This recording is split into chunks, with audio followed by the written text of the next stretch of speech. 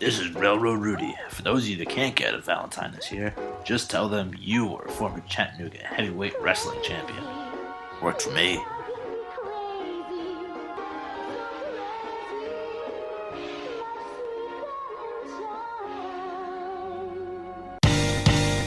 This is Markin Out. Pro Wrestling Talk by Pro Wrestling fans. We marking out, y'all. Follow on Twitter. Pro Wrestling Talk by Pro Wrestling fans. We marking out, y'all. Marking Out. Pro Wrestling Talk by Pro Wrestling fans. We marking out, y'all. Brennan likes fisting. Pro Wrestling Talk by Pro Wrestling fans. We marking out, y'all. We're marking out.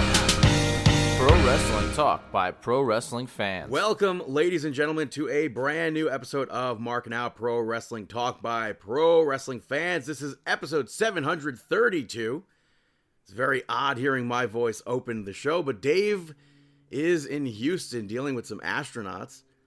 So I am joined by special guest Jason Linick. You can follow him on Twitter at @TheLIChief. He is the NYWC ring announcer. You could follow all of us on Twitter at BTTG161, at DavidPTDPT, Chris Sweendog, CM Sweeney85. Jason, how are you? I'm doing great, Brandon. First of all, I want to say thank you so much for having me back on the show. It's been a while. I wish I knew what episode was the last time I was on. I thought maybe you might know.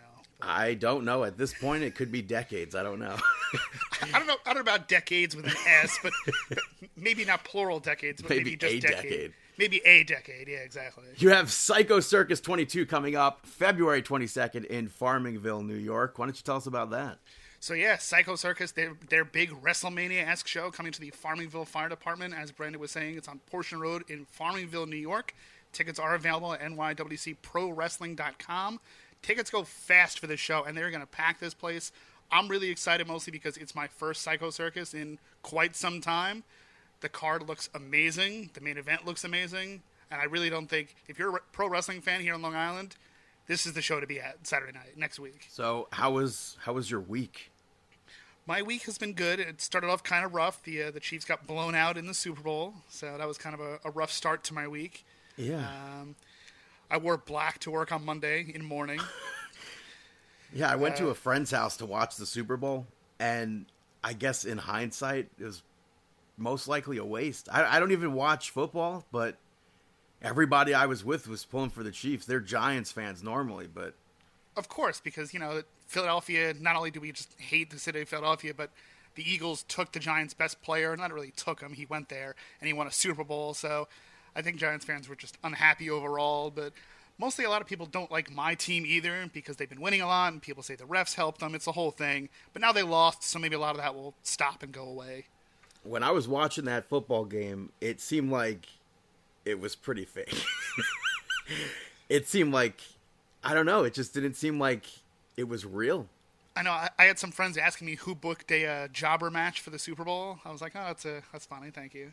It really, I didn't make sense. Like, you could see, like, players just stop running at times. Yeah, Travis Kelce himself, I saw some clips this morning before we started recording. He's just, like, standing still on the field, not even making any sort of effort to do anything.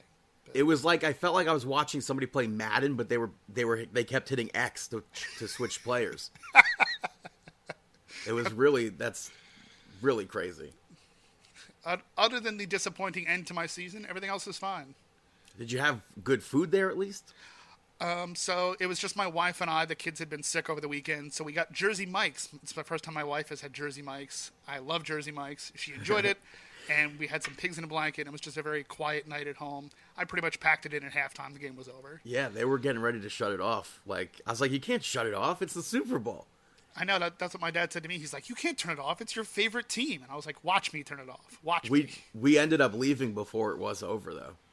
Yeah, what did you think of the halftime show?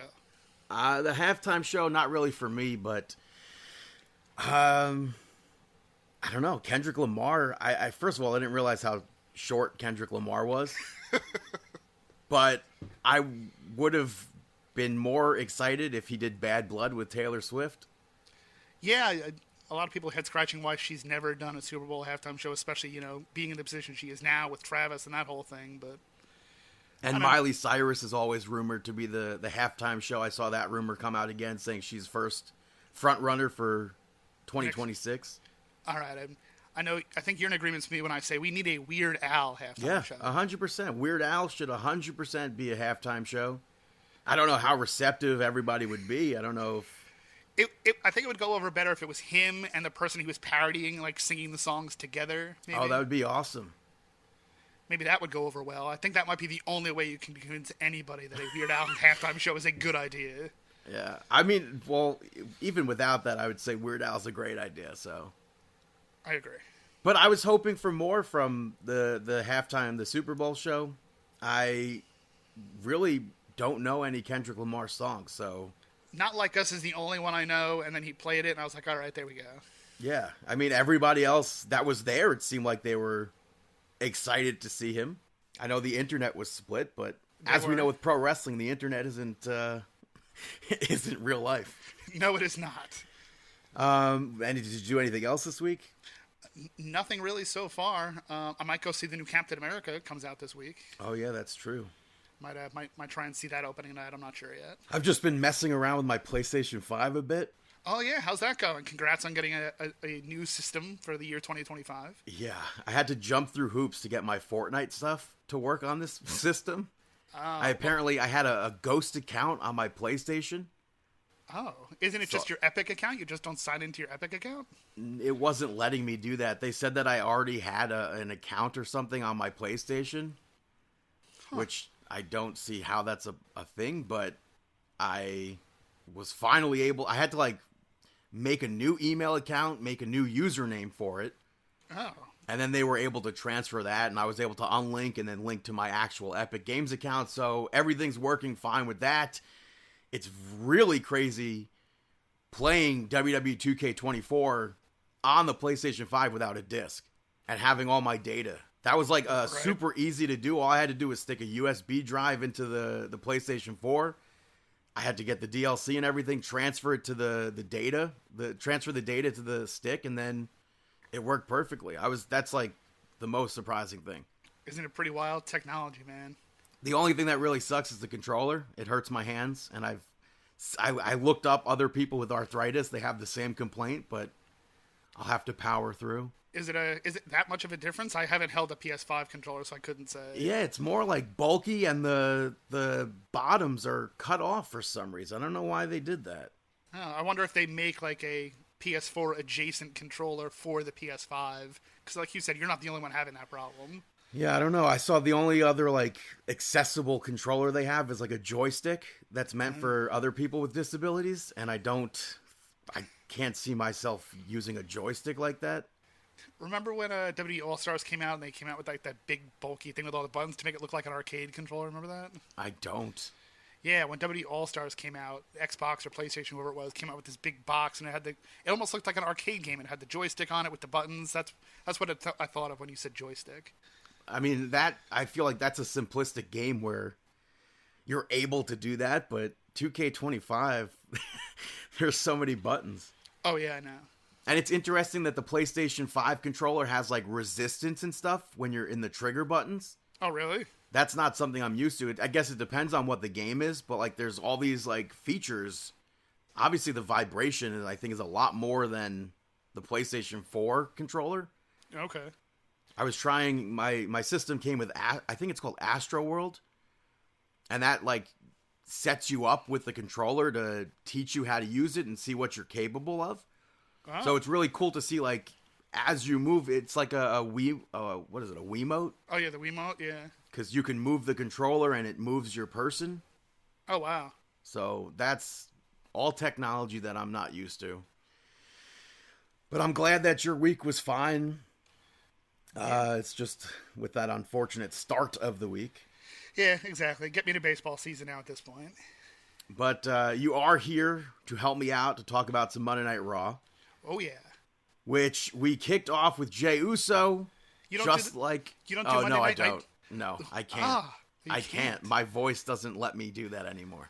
Oh, Monday Night Nitro. Yeah, so last week we had Monday Night Raw with Jey Uso rolling back his entrance. SmackDown, he did the same exact thing. And on this week's episode of Monday Night Raw, he did the exact same thing where the fans just wanted an encore. And it's really crazy to see how these crowds are going crazy for Jey Uso like that. I know it. I don't want to say it's overnight, but definitely ever since the Royal Rumble, he seems to have picked up a lot of steam. I'm just worried, like you were saying, they did it 3 nights in a row now. I don't want WWE to beat a dead horse with this thing like they did with Fandangoing. I think because of what happened following that, you had Jey Uso on the commentary table yeeting.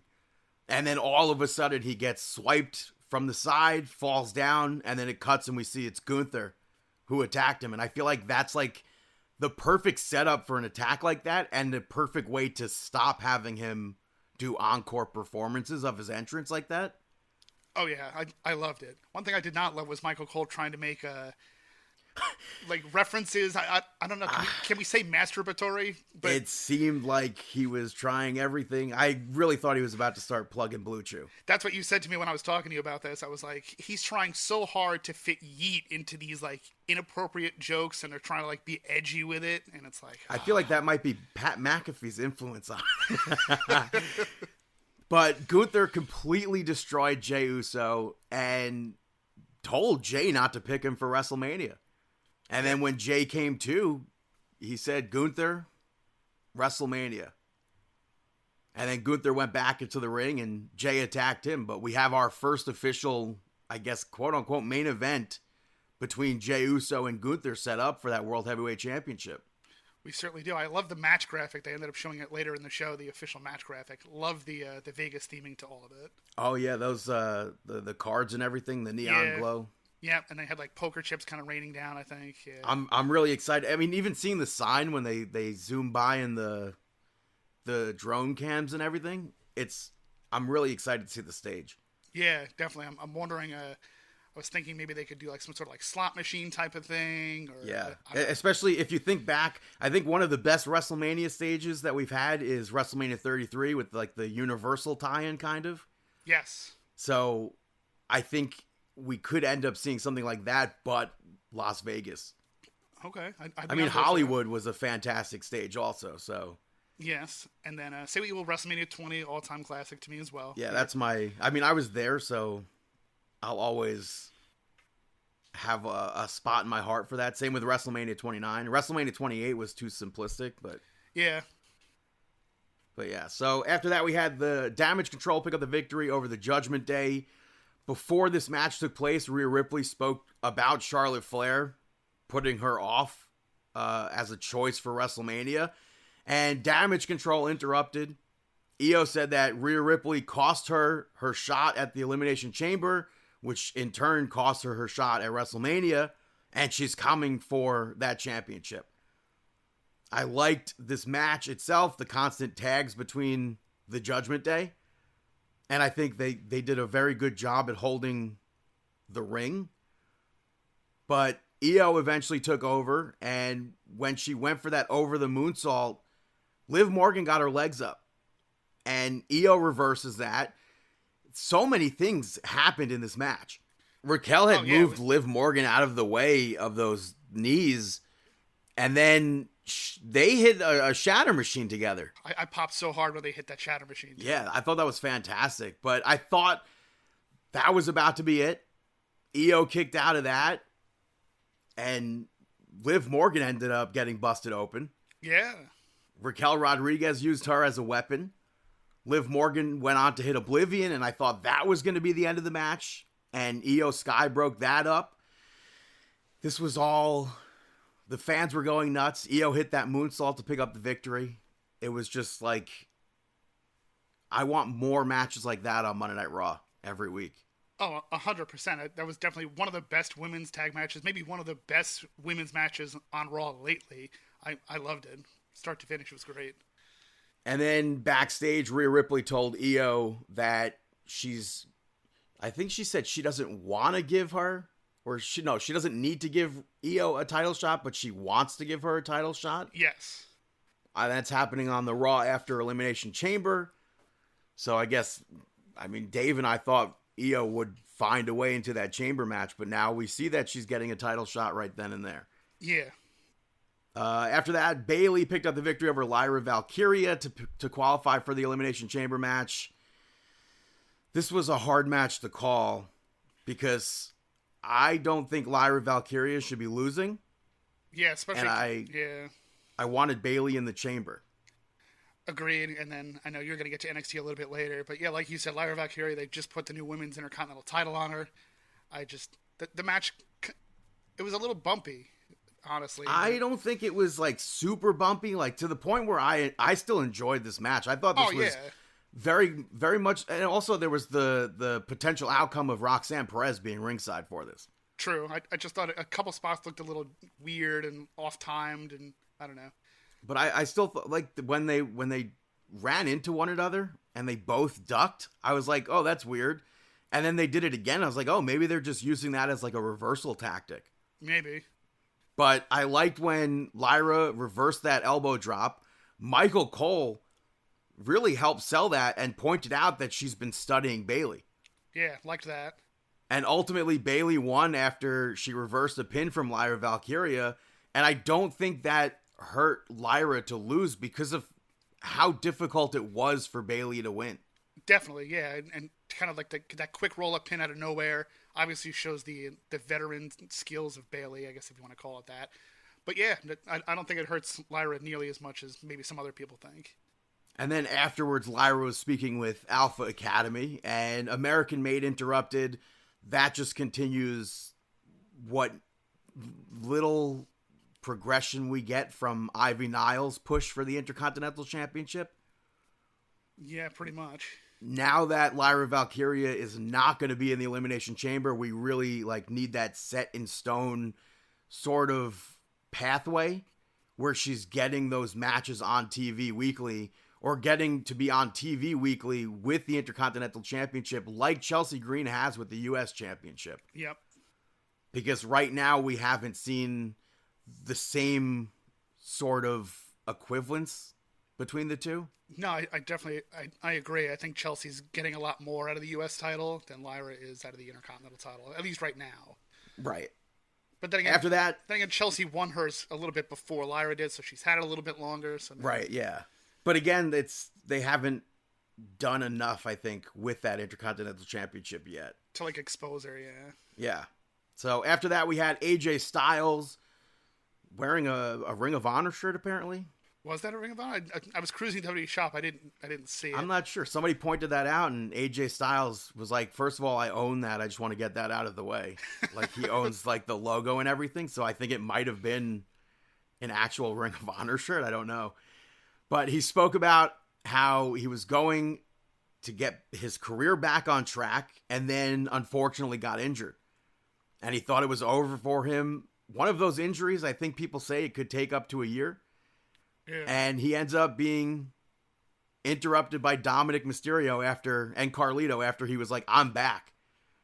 And they literally could not get a word in. Oh, no, definitely.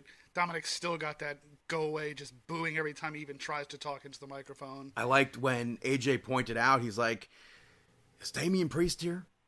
What about Rhea Ripley? And that just trying to show. And then he also mentioned Finn Balor being too busy to be there. Yeah. And AJ Styles told Dominic that he'll always just see Dominic as Rey Mysterio's punk kid. Yeah. And Dom tried to punch AJ. AJ reversed it, took Carlito out, but Dom ends up getting the better of AJ Styles for a moment. He goes for a 619. AJ got out of that. And then Carlito was the one that actually ate the phenomenal forearm. And Adam Pearce sets up AJ Styles versus Dominic Mysterio for next week. We also saw Braun Breaker and AJ Styles stare one another down. So there's potential for a WrestleMania match for the Intercontinental Championship, maybe? It'd be nice to see the IC title defended at WrestleMania. It would be. And then I'll put a pin in that for a moment. You go after that, Seth Rollins was interviewed by Jackie Redmond. And she asked him about the Elimination Chamber.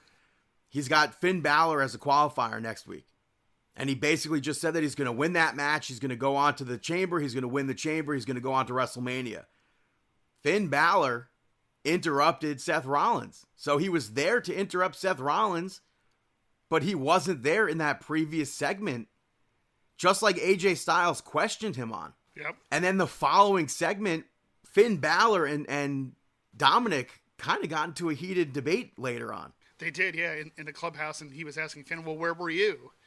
Yeah, which is like the craziest timeline of events to have back-to-back where he needs your help and you're up there waiting for Seth Rollins, perhaps. Yeah. And Dominic was like, maybe we should consider adding a new member, and Finn Balor was very adamant about not adding anybody else. I got to agree. I don't think we need to add anybody. A lot of people were like, Rusev.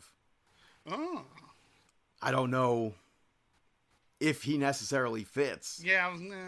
We had the War Raiders pick up the victory over American Made via disqualification. So the War Raiders retain their championships. Early on in this match, Brutus got knocked out after that hyena laugh that he was doing. And that popped me. Yes. Early on, we saw the Raiders hit a lot of those power moves, and that made me think that American Made were about to like lose this match pretty quickly. So I'm glad that actually didn't happen. Yeah, I think they're investing too much time in American Made to really just kind of not bury them, but have them lose so quickly. I know you want your tag champs to look good, but you want a good match overall. Yeah, and then I'm glad that didn't happen. So Julius ripped Eric off the apron to prevent a tag. Brutus hit an angle slam on Ivar. Ivar kicked out of that, hit that double handspring elbow on the Creeds. Ivy got involved.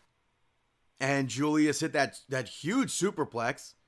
Brutus hitting that moonsault. I don't know if I've seen Brutus do that in quite some time. Yeah. Eric broke that pin up. That could have easily been the finish where American Made was walking out as champions. And then it seemed like the match was over. Julius clocked the War Raiders with the championship. Yeah, kind of a cheap finish to a pretty good match. But yeah. Again, and it's like the crowd has been very entertained throughout the whole show. Yeah, it's been a really pretty hot show up to this point, and obviously, again, you're putting emphasis. You don't want to drop your tag titles real quick. You want to kind of add some legitimacy to them, but you also don't want to, again, I don't want to use the word bury, but you don't want to not make American Made also look good. Right. After that, CM Punk came out and he mentioned how he lost the Royal Rumble.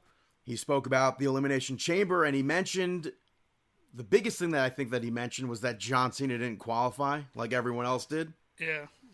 He spoke about Drew McIntyre. He spoke about Seth Rollins versus Finn Balor, and basically said that it doesn't matter who is going to end up in the Elimination Chamber. He's winning it. He's facing Cody.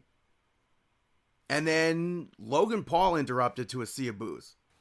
And I love when CM Punk was like, whose music is this? I don't even know whose music this is. Which is that not... I feel like it should be pretty established that was Logan Paul's music. I read online he got new music, though. So maybe... I read that too, but I could swear it was his same music. Yeah, Unless it was just the same intro. Maybe it's just the same intro, and after that it changes. I wasn't sure, but I did. Yeah. I forgot to actually go back and listen to that. I know, I got to go back as well.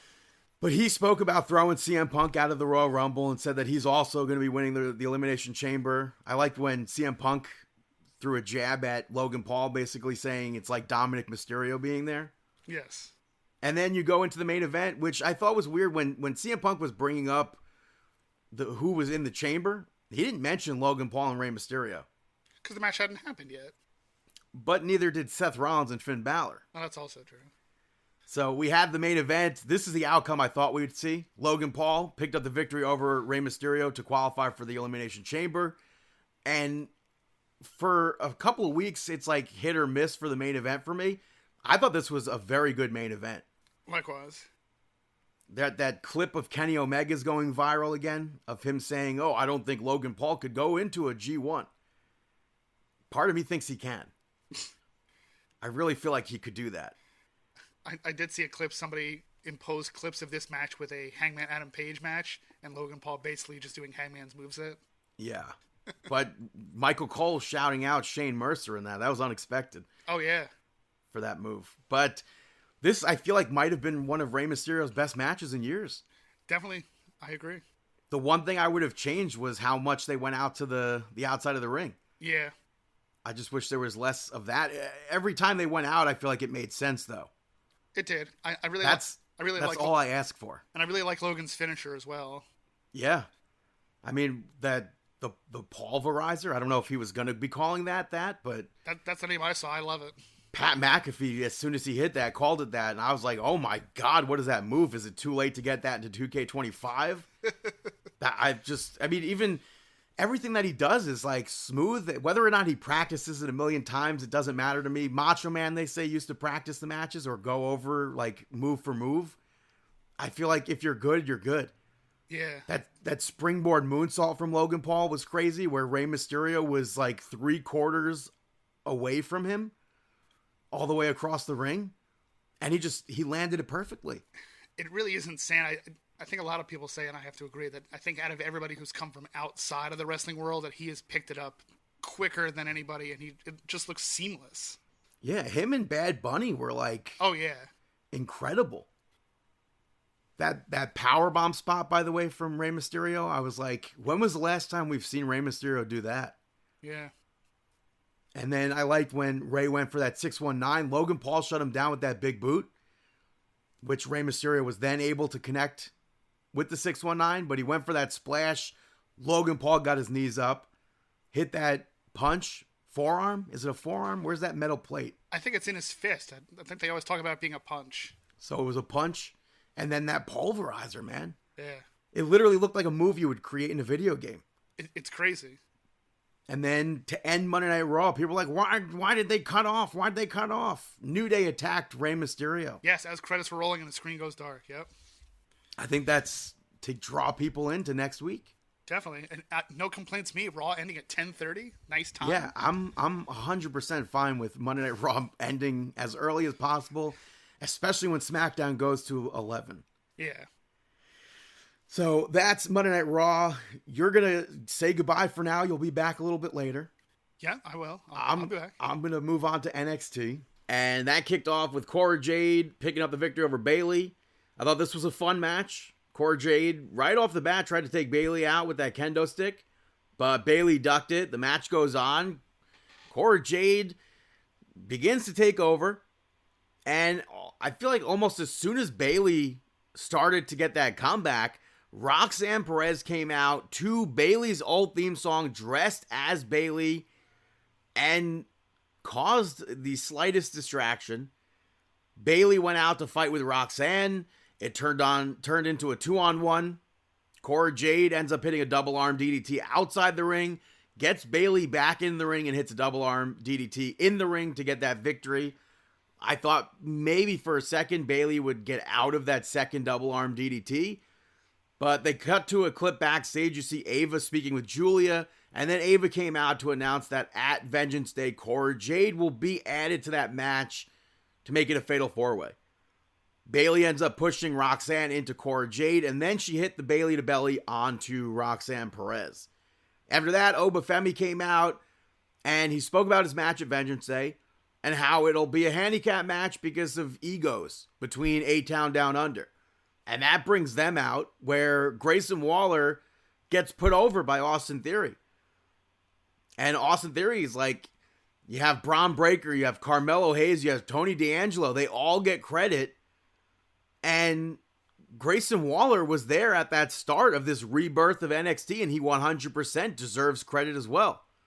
And then A-Town Down Under both said that they'll become champion.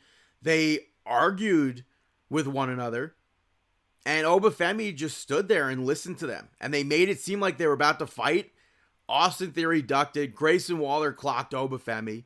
And then the two of them attacked Obafemi and took him out. I thought that was a perfect setup for this match at Vengeance Day.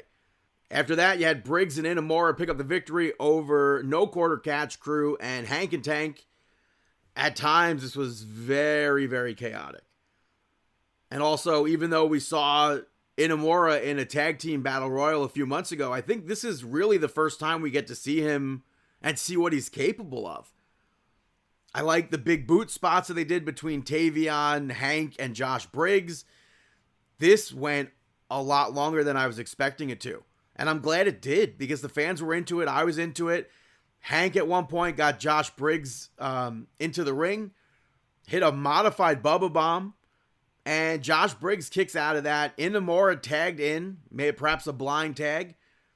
Josh Briggs hit that clothesline from hell. And Inamura hit that splash from the top rope. That was a fun splash. I thought that was a really well done and creative match. Fraxium gave them their title shot for Vengeance Day. After that, Lexis King picked up the victory over JDC to retain the Heritage Cup. I honestly wish this was still Fandango, but it was very cool to see him back on NXT and wrestling. They had some good counters in this match. You had to know JDC was not winning this match. But I expected cheating from Lexis King, and I expected the system to show up. So that was surprising.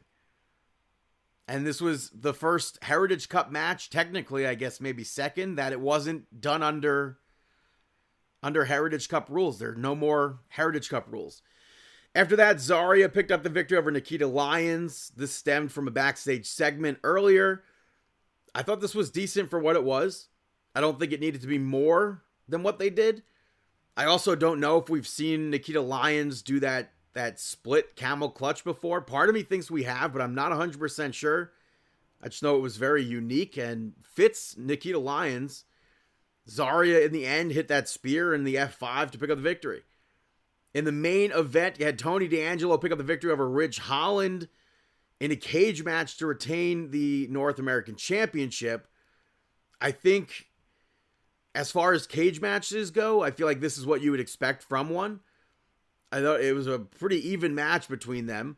But eventually, Izzy Dame, who was not ringside the whole time, she made her way out, tried to slip a crowbar into the ring for Tony D'Angelo, only to have Stax stop her. And then he slipped it in to help Tony D'Angelo. That led to a tug of war between Ridge Holland and Tony. Ridge was the one that actually got to use it. And he smacked Tony D'Angelo in the head with it. Tony kicked out. And I thought that could have been the end of the match right there. But Tony ends up thumbing Ridge Holland in the eyes, using the crowbar, and then hitting that spine buster to get the victory. Afterwards, Ridge Holland attacked the family. They beat him to the back. And that left Tony D'Angelo, Adriana Rizzo, and Izzy Dame in the ring. Sean Spears came out with Brooks Jensen and Nico Vance. And then Izzy Dame attacked Tony D'Angelo with that crowbar. She hit that choke slam on Rizzo. And then they all took turns beating Tony D'Angelo down. And I had to say, I saw it coming. I thought Izzy Dame was playing them. I thought she was a perfect fit for this Sean Spears group for months now. So I'm happy that we're finally getting to see that. What'll happen at Vengeance Day? I don't know if we'll see anything with them, but Vengeance Day taking place Washington, D.C. at the Care First Arena. You have Eddie Thorpe versus Trick Williams in a strap match. That's been built up. They announced that on NXT. I feel like Trick Williams has to win this, but it's very difficult to call. You have Ethan Page versus Javon Evans, where it's I forget what the clause is. WWE's at no fault if Javon Evans gets injured. I'm going to say Javon Evans beats Ethan Page here. For the NXT Tag Team Championships, Fraxium defending the titles against Josh Briggs and Inamura. I'm going to say Fraxium retains, only because I want to see Fraxium versus the Hardy Boys in like a champions versus champions match. Fatal 4-way for the NXT Women's Championship. Julia defending the title against Bayley, Roxanne Perez, and Cora Jade. I'm going to say Julia retains. I think it'll be a big victory for her to get a win over Bayley and Roxanne. And then maybe we'll see Cora Jade get the victory some point. Not soon, but eventually. For the Women's North American Championship, Fallon Henley defending the title against Stephanie Vacour. I almost feel like Stephanie Vacour has to win this. I don't want to see Fallon Henley's reign end yet, but I'm going to say Stephanie Vacour. And then for the NXT Championship, Obafemi defending the title against Austin Theory and Grayson Waller, Obafemi. So that is Vengeance Day. Going to move over to SmackDown. It kicked off with Cody Rhodes I think this might have been the loudest we've heard a crowd for Cody in a few weeks. But he spoke about the Elimination Chamber and who could possibly walk out to face him at WrestleMania. And then he pointed out that it won't be Solo Sikoa. And then Drew McIntyre showed up and was annoyed at how Cody, I guess, spoke about him and basically glossed over. And McIntyre said that he's going to have to remind Cody Rhodes who he is. And then Jacob Fatu showed up with Tama Tonga. Jacob Fatu said that he's going to get into the Elimination Chamber. He's going to win the Elimination Chamber. He's going to go to WrestleMania. He's going to win at WrestleMania. And then basically take the championship back to the Bloodline. There was an intense stare down between Jacob Fatu and Cody Rhodes. And then Solo Sikoa pulled up. And it seemed like Cody was going off to go talk to Solo. And Jacob Fatu stopped him and said, I need to talk to Solo before you talk to him. And then later on, Jacob Fatu met with Solo Sikoa, asked him what's going on, basically. And Solo said that after he lost the Ula Fala to Roman Reigns, he was embarrassed. He let the family down. He needed time off, but he's good now. He's back. And I'll put a pin in that. First match, we saw Naomi pick up the victory over Chelsea Green to qualify for the Elimination Chamber. Trish Stratus was interviewed beforehand and announced that she will be at the Elimination Chamber. I'll put a pin in that as well. I thought this match was pretty good. Kind of basic. But after Naomi went for that split-legged moonsault, I thought she was going to hit that first attempt. But Chelsea Green got out of the way. She hit the Rough Rider. And then later on, she went for that top rope, Unpretty Her. But Naomi reversed that. She hit that X Factor. And then she hit the split-legged moonsault to get that victory. Later on, Nick Aldis played a video of Liv Morgan and Raquel Rodriguez walking to where maybe Jade Cargill was attacked as an update in the case. And then Nick Aldis said that he has to call Adam Pearce. Bianca Belair said don't bother because they're going to go to Monday Night Raw and talk to Liv Morgan and Raquel Rodriguez. I kind of feel like it's not going to be Liv Morgan and Raquel Rodriguez who did this. They showed footage from earlier in the day where Michelle McCool was surprised by Triple H, and he announced that she will be getting inducted to the WWE Hall of Fame this year. I think it's long overdue. I'm very happy to see Michelle McCool getting inducted. She's a two-time women's champion, a two-time Divas champion, including the inaugural reign of that Divas championship. I have to assume that Layla will be inducting her, so I'm looking forward to seeing a Lay Cool reunion. Like I said, very well deserved for Michelle McCool. We had Motor City Machine Guns pick up the victory over Los Garza. This was a very good tag match, and Los Garza actually got time to shine in this. I like that powerbomb and World's Strongest Slam from Los Garza to Chris Sabin. I'm pretty sure they've done that before.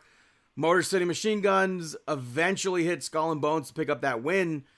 I expected to see the Street Profits in this, but they weren't in this segment. Later on, a video aired of them, like last week.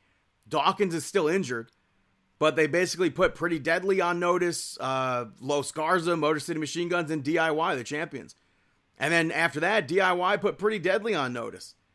You had Shinsuke Nakamura come out, cut a promo saying that he's waited for weeks, watching from the shadows for a worthy opponent, and basically said that nobody is worthy. LA Knight interrupted and he spoke. Then Miz came out. He spoke. He trashed the WWE Universe because they're behind LA Knight. And then LA Knight told the Miz to basically have a farewell tour like John Cena and just go away. And then Miz fake cried based on what LA Knight had said last week. And Miz said that if John Cena can call his shot, then he can call his shot. And he's calling a shot for the U.S. Championship. It eventually came to blows where Miz tried to attack LA Knight. LA Knight reversed that, went for a BFT, but Miz got out of that. Nick Aldis came out and set up a match. I thought it was a good segment. I liked the back and forth between Miz and LA Knight. I feel like it could have been a tad bit shorter, though. The match gets set up, and LA Knight picks up the victory over the Miz. I thought this was decent. LA Knight did a top rope pop over in the corner in a way that I don't think I've ever seen anyone do that before. Normally people just like push off the top rope and hop over, but I thought that was a pretty unique and cool way to do that. I was also surprised to see LA Knight win with that elbow drop, but I wasn't surprised to see LA Knight get that victory. Shinsuke Nakamura and LA Knight had a stare down afterwards, and I thought Miz was going to hit a skull-crushing finale from behind, but that didn't happen. Backstage, Andrade kind of putting it back into Miz's face at what Miz had said to him the other week, basically saying if he wants Andrade to teach him, let him know. And then Carmelo spoke to the Miz, and Miz pitched teaming with him. Carmelo wasn't about it, but I popped at the line from the Miz saying, Mello don't Miz. I thought that was a good line. And then Carmelo Hayes picked up the victory over R-Truth, stemming from an earlier backstage segment. It was a pretty quick match, but I think they made the most of what they had. Mello at one point took his eyes off of R-Truth to taunt. R-Truth was then able to hit the John Cena comeback. Mello countered the 5-knuckle shuffle. And he reversed an attitude adjustment, goes on to hit nothing but net, picks up that victory. You had Tiffany Stratton pick up the victory over Nia Jax via disqualification, so she retained the championship. Backstage earlier, Alexa Bliss spoke to Nia Jax, and we had a tease for the Wyatt Six. It popped up asking if she feels in charge. I assume at least it's talking about Alexa Bliss. People are annoyed that she's going back to that story, but I feel like we haven't seen this specific story yet, because the last time we saw it, it was with Bray Wyatt, and he's unfortunately not with us anymore.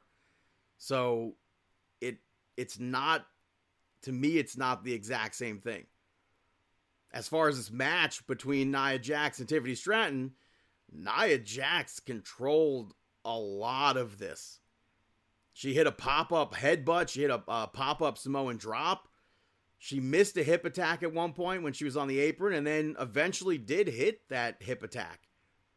She hit a Samoan drop from the middle rope. She hit a leg drop from the middle rope. And when she went for the Annihilator, Tiffany Stratton got up, and basically I forget how Tiffany Stratton, she went for a powerbomb, but that didn't connect. But Candice LeRae ended up getting involved. That was the DQ, but this was like the first time in a long time that we've seen Tiffany Stratton like this, in my memory at least. So I thought that was pretty crazy, but Nia Jax took Tiffany Stratton out afterwards. Trish Stratus was the one that actually made the save. And I was not expecting Trish Stratus to make the save. Nia Jax completely crushed Trish Stratus there. And fast forward, Tiffany Stratton and Trish Stratus talk backstage. It sets up a tag match for the Elimination Chamber. So we're going to see Trish Stratus wrestling at the event with Tiffany Stratton as a tag team partner. I think that's pretty cool. And then back to that segment, Charlotte Flair came out and picked Tiffany Stratton for WrestleMania in like the most obnoxious way. And I really just hope that Tiffany Stratton retains that championship. I think that would be huge for her, especially getting on the road to WrestleMania, getting to team with Trish Stratus, and then going to WrestleMania to face Charlotte Flair, the Royal Rumble winner, 2-time Royal Rumble winner. I think it would be huge if Tiffany Stratton was able to retain that title at WrestleMania. After that, we have the main event of SmackDown. Damian Priest picked up the victory over Jacob Fatu and Braun Strowman to qualify for the Elimination Chamber. This was a hard match to call, but I figured Damian Priest would be the one to win since Drew McIntyre was also in the Elimination Chamber match. This match, though, this was super chaotic and like non-stop chaos. At one point, Jacob Fatu brought a chair into the match, and he went to hit a running hip attack with the chair wrapped around Braun Strowman's neck. Strowman reversed that, and he ended up hitting the running hip, or going for a running hip attack with the chair around Jacob Fatu's neck. Solo Sikoa eventually showed up, hit the Samoan spike, and then Jacob Fatu hit that moonsault, and then Cody ran down and brawled with Solo Sikoa. Tama Tonga showed up to help Solo, but Cody ducked the Samoan spike, and Solo ended up taking out Tama Tonga. That pissed Jacob Fatu off. Damian Priest pushed Jacob Fatu into Solo Sikoa. Cody continued brawling with Solo. And then in the ring, Damian Priest won with the South of Heaven on Braun Strowman. I didn't know how they would get to that point, but they got to it. And like I said, very, very chaotic. But I guess it worked in favor of this main event. So that's SmackDown. Going to take a quick little break right now. And I'll be right back here on Markin Out. Hey, this is Greg Buttle from the Jets, and you're listening to Markin Out. Welcome back, ladies and gentlemen, to Markin Out episode 732. Moving over to AEW Collision from last week, we had the Death Riders opening the show with security guards being tossed by Marina Shafir. Jon Moxley grabbed a microphone to talk about Edge. A lot of rambling.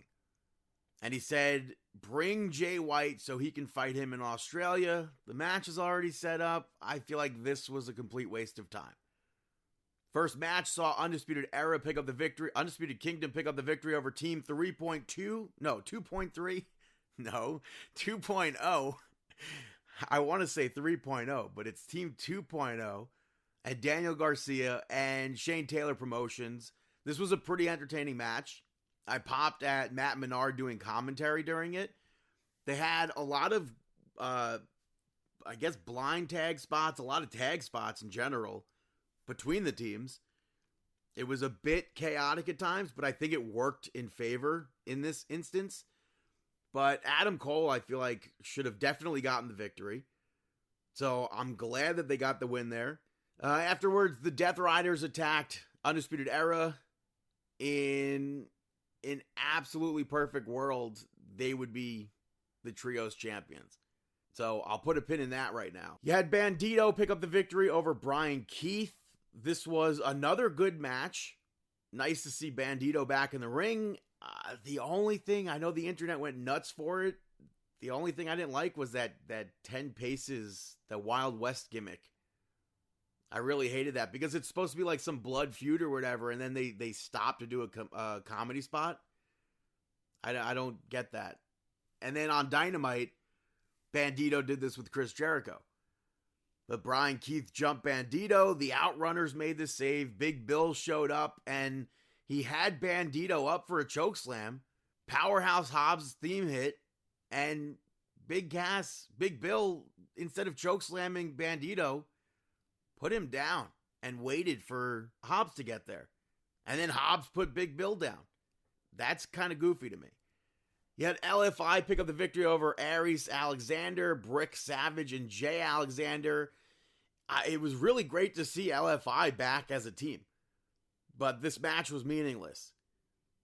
Afterwards, they continued the attack, and Commander ran out to try to make the save, which he did at first, but LFI took over.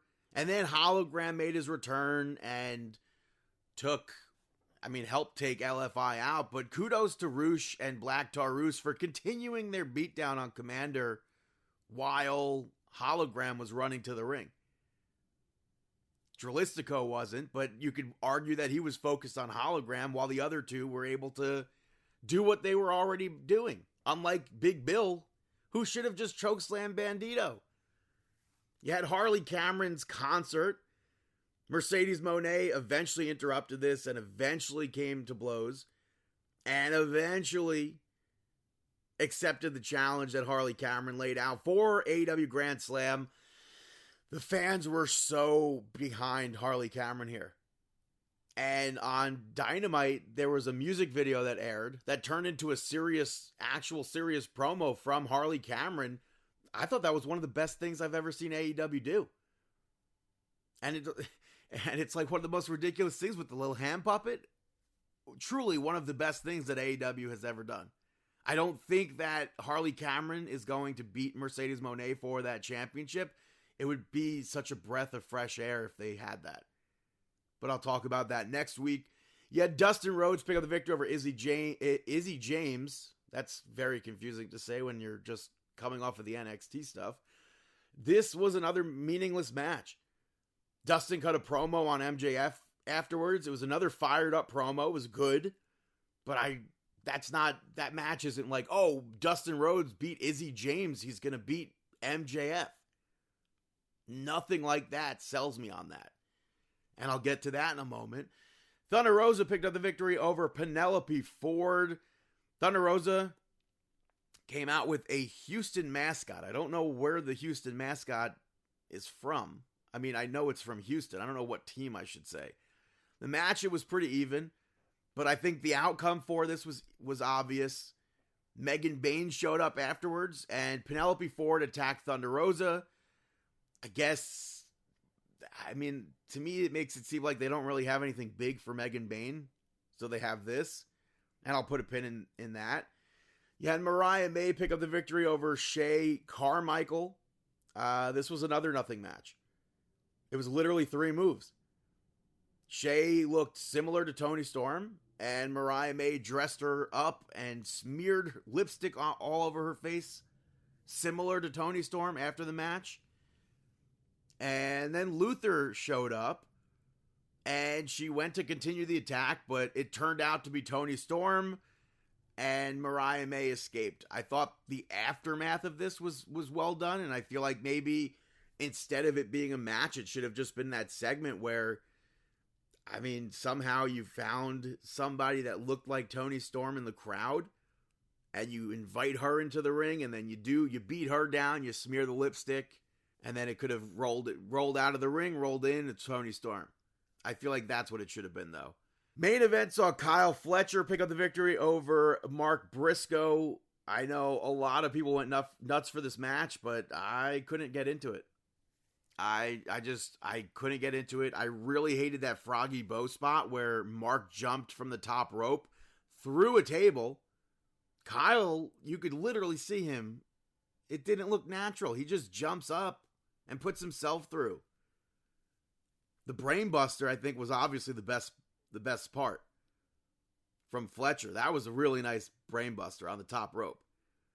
But that's Collision. Moving over to Dynamite. It opened with Hangman picking up the victory over Max Caster. This was another open challenge, and Caster hid in the crowd, so there was a comedic aspect to it. When Hangman showed up, he ran, and then Hangman chased him. He got into the ring, eventually picks up the victory, and I think this was a surprising thing to open Dynamite with, but it was the perfect length. I think everything that they did in this segment was a perfect thing to have done.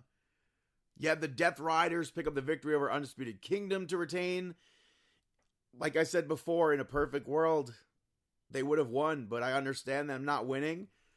It unfortunately started with a giant brawl on the outside, but after that, it got better. Still a bit chaotic, but I would like to see more trios matches like this match on AEW television. Just with different outcomes, obviously. Wheeler Yuta low-blowed Kyle O'Reilly, rolled him up to get a victory, which at least it wasn't another jackknife pin. It's literally, I think, maybe the last, 15 matches, it seems, of Yuta's has been a jackknife pin. But the Death Riders jumped on the Kingdom afterwards until Daniel Garcia and Team 2.0 ran down. After that, Edge attacked Jon Moxley. And then he and Jay White locked Marina Shafir in a room while they clipped the chain to the briefcase. They took the briefcase. Super goofy. Later on, Willow was interviewed. Marina Shafir took her out. Then Jon Moxley said that Edge is a dead man walking.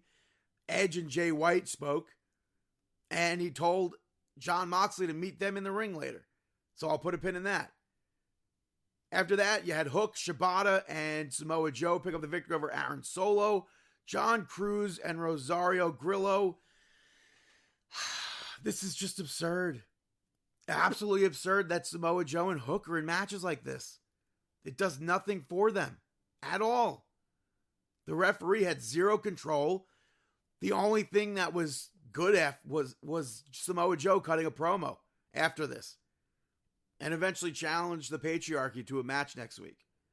Yet MJF pick up the victory over Dustin Rhodes. MJF cut another promo about Dustin Rhodes being an alcoholic beforehand, and Hangman interrupted that, stayed on the topic of alcohol. As far as the actual match goes, I just don't think this does anything for MJF but make him look weak. He's been talking so much trash about how Dustin Rhodes is a has-been. He's an alcoholic, blah, blah, blah, this, that. And look how long it took MJF to beat Dustin Rhodes. It took MJF trying to cheat almost, even though that backfired on him. And it does not make MJF look like he's MJF of, 2023? 2024, I think, really killed MJF. So that was unfortunate. Hangman, I thought, would have cost MJF this match. So I think that would have been more exciting, more entertaining if Hangman had showed up and had Dustin Rhodes won. But MJF continued the attack afterwards. Hangman showed up then to go face-to-face with MJF. And MJF went to leave, but faked Hangman out and attacked him. This turned into a pull-apart brawl. And MJF threw a beer on somebody in the crowd. I don't know if that was a plant. I assume it wasn't, but that's really a messed up thing to do. But this aftermath was better than anything I've seen from Hangman and MJF in literally months. Months.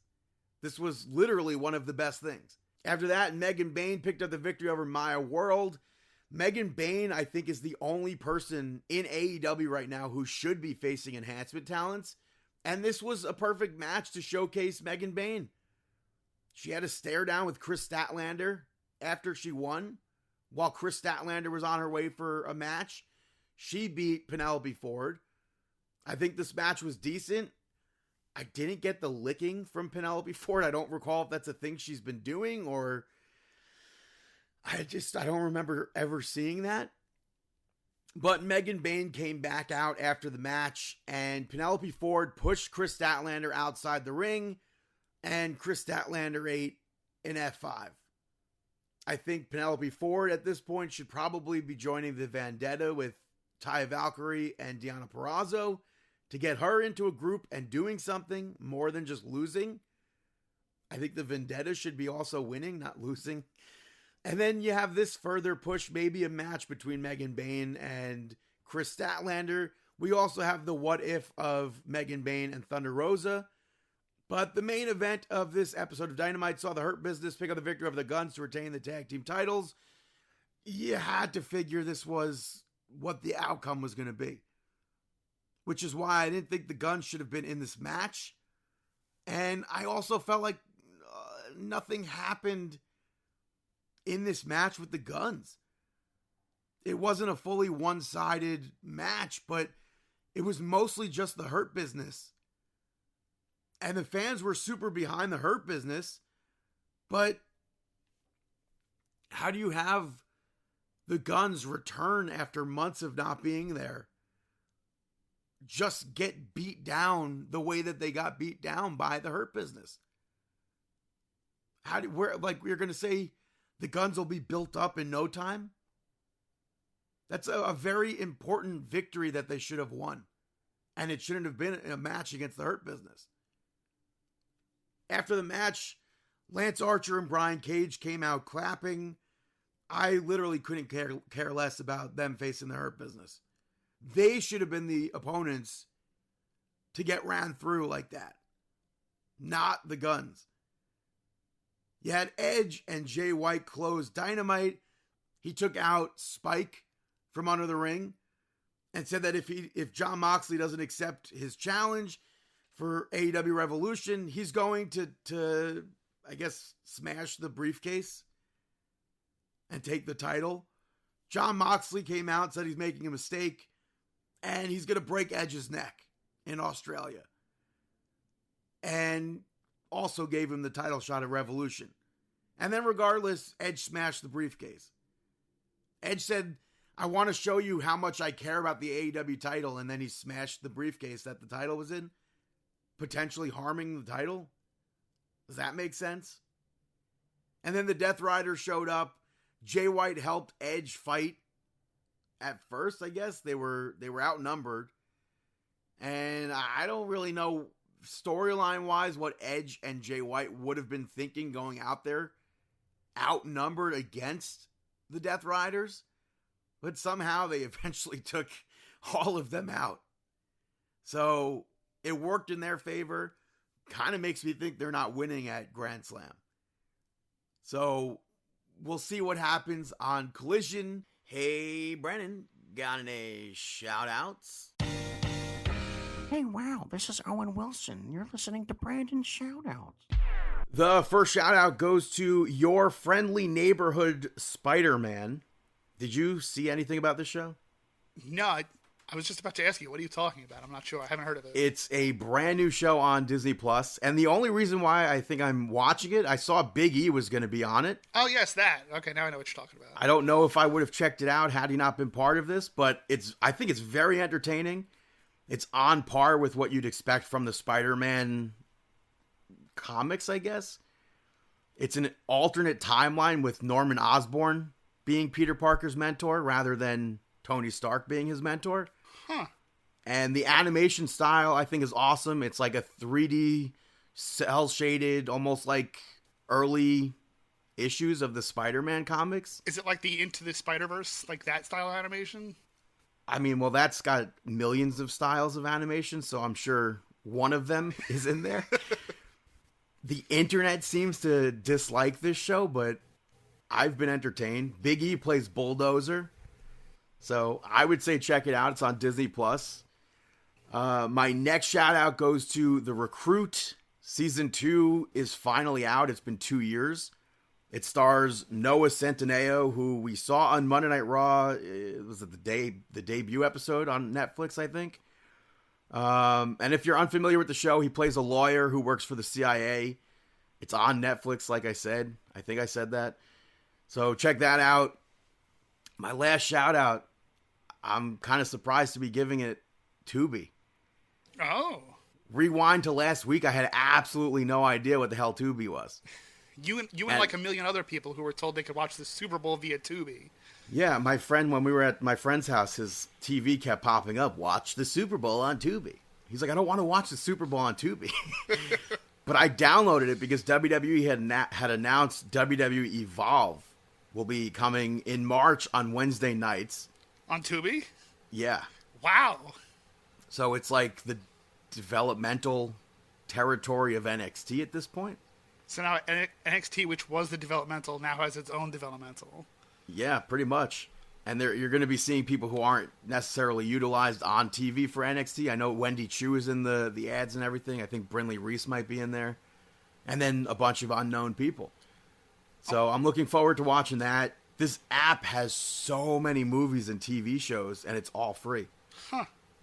There's a new show with Lauren Graham called The Z-Suite, which I think is probably right up my alley, where she gets replaced by a Zoomer as a CEO. And I guess the app is able to work the way it works because of the ads. And I expected a lot less from this app, but I mean, there's like hit movies, hit TV shows. So if you don't have Tubi, maybe get on board. I think it's been out for years at this point. I'm going to have to go find... I'm pretty sure it comes like downloaded defaulted to my Roku, but I don't think I've ever used it before. That's like the U2 album. Exactly, yeah. It's like the YouTube album That's that was funny. on everybody's phone. I'm pretty sure I have Tubi. I've just never even thought to click it. Yeah. I would say check it out. You could find a TV show or a movie on there. So those are my shout outs. Now it's time for our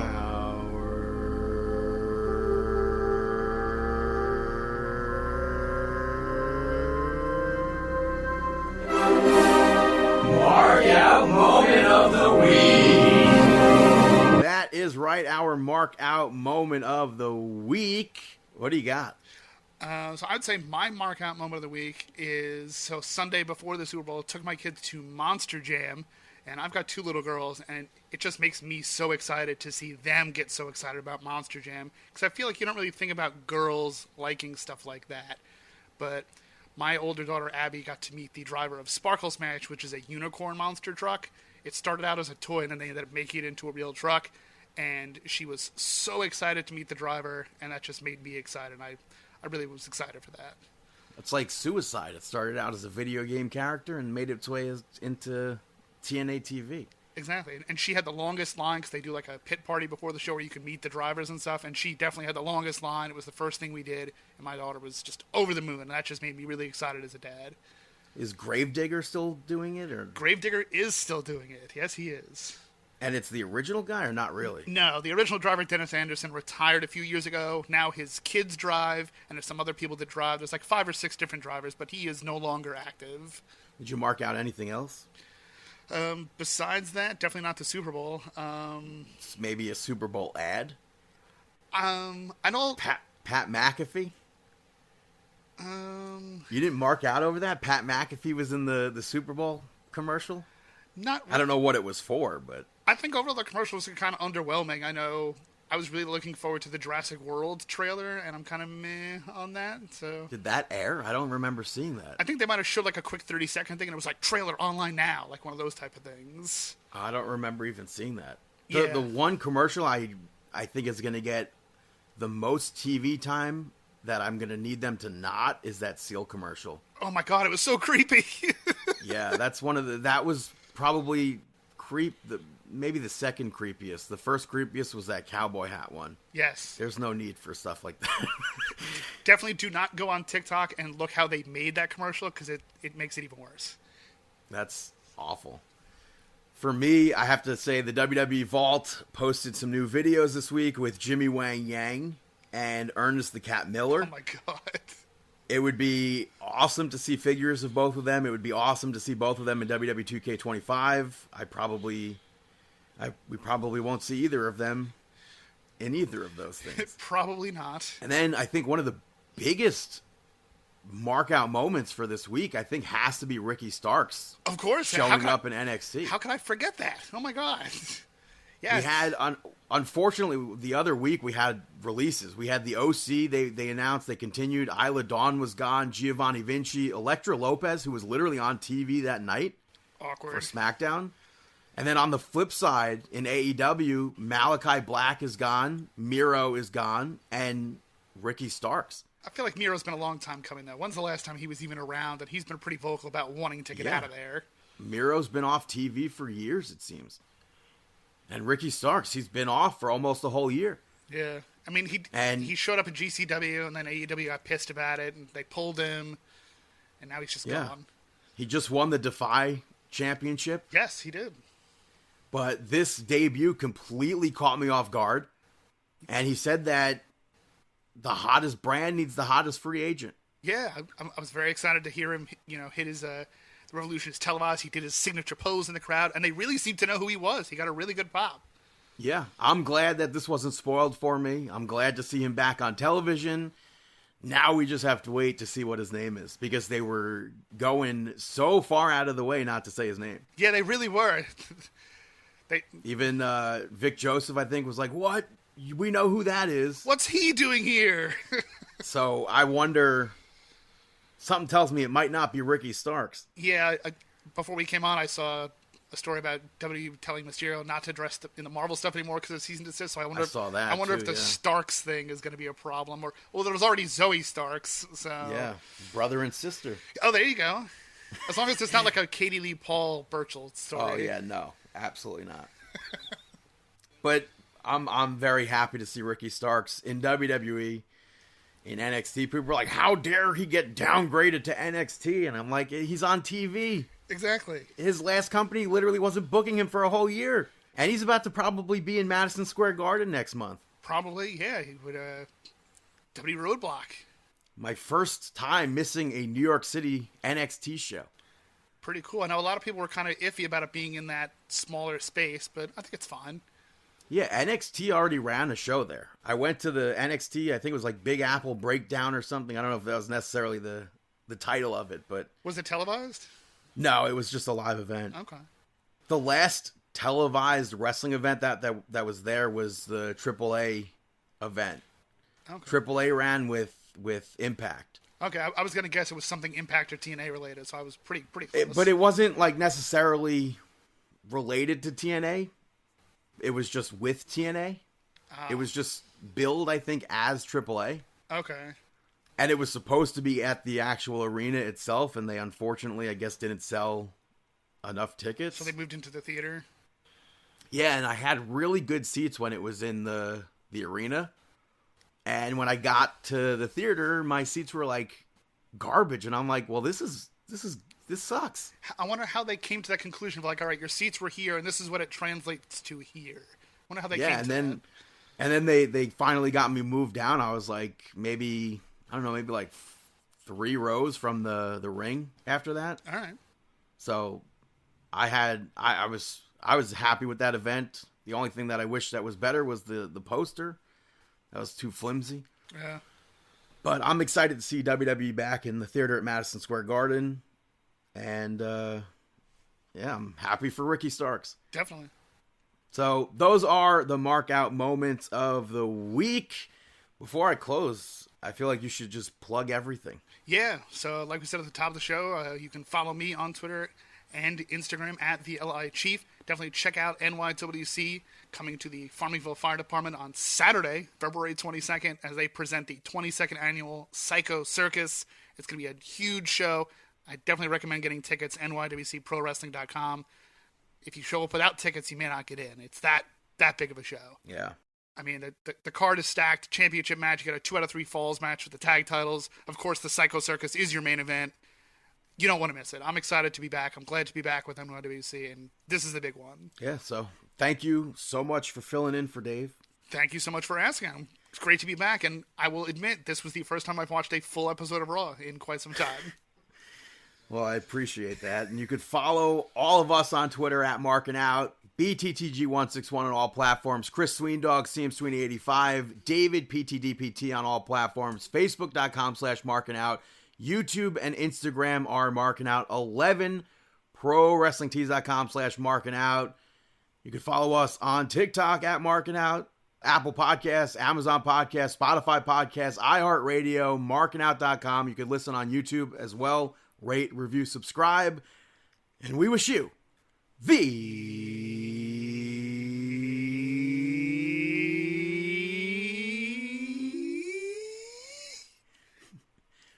best of luck in your future endeavors. Have a fantastic week.